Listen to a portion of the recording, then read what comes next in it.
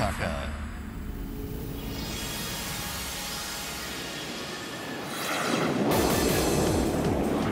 亞洲嘅門戶大阪關西國際機場，海上之門戶大阪港，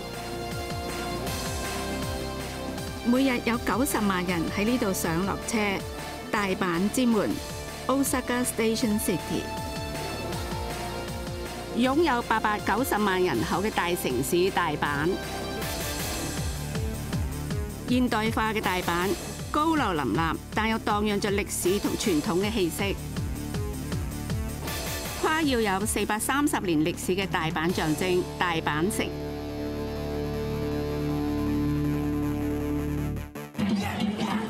擁有悠久歷史嘅大阪傳統祭事岸和田花車節，佢毫無保留地展現了大阪人嘅熱情，為祭事傾注所有心血嘅男子漢。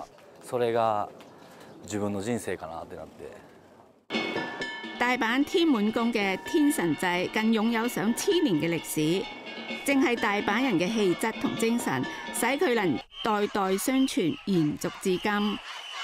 女孩子抬神橋將天神祭嘅活動推向高潮，呢啲年青人都承傳咗大阪人嘅熱情與力量。大阪は楽しいです。すごく元気があって、毎日みんながエンジョイしてる感じがすごい素敵だと思います。大阪の人はみんな優しくて、道とか聞いてもすぐ答えてくれるし、もう大阪めっちゃ大好き。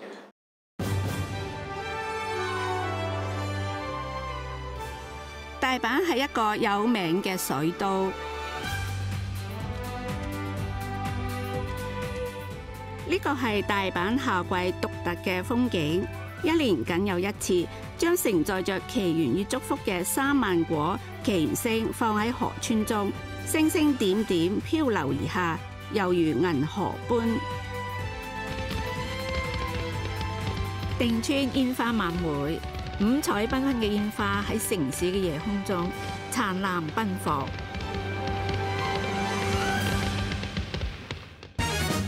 繁華熱鬧嘅夜生活，道頓堀是大阪最出名嘅娛樂與美食嘅匯集地，購物、美食、娛樂喺呢度應有盡有。通天閣嘅新世界係大阪嘅另一個標誌。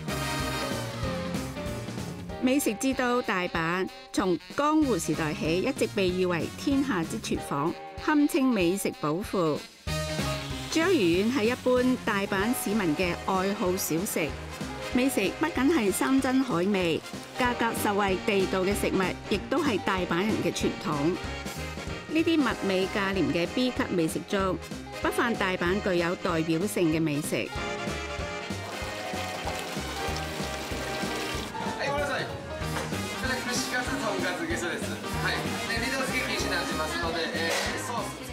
店員主動與顧客熱情傾談，呢啲亦都係大阪人待客嘅風格。男前です。クールです。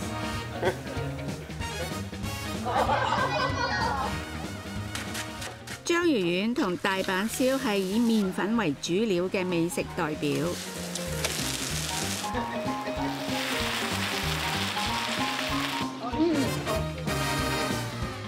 湯汁鮮味嘅油炸豆腐烏冬麵，呢家係油炸豆腐烏冬麵嘅始祖。大阪人笑顏常開。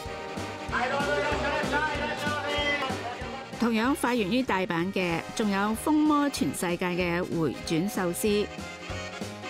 放工後在外小酌一杯，呢啲就係大阪白領階級常見嘅一種生活方式。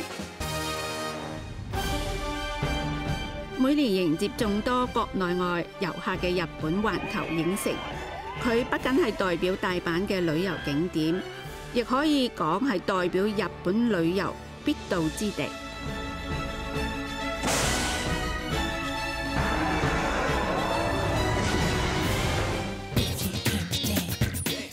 享受自由嘅大阪年青人。觀光、美食、購物、娛樂，充滿活力嘅大阪，足以讓人沉醉其中。呢個就係不夜城 Asian Gateway Osaka。アジアンゲートウェイ大阪。アジアンゲートウェイ大阪。アジアンゲー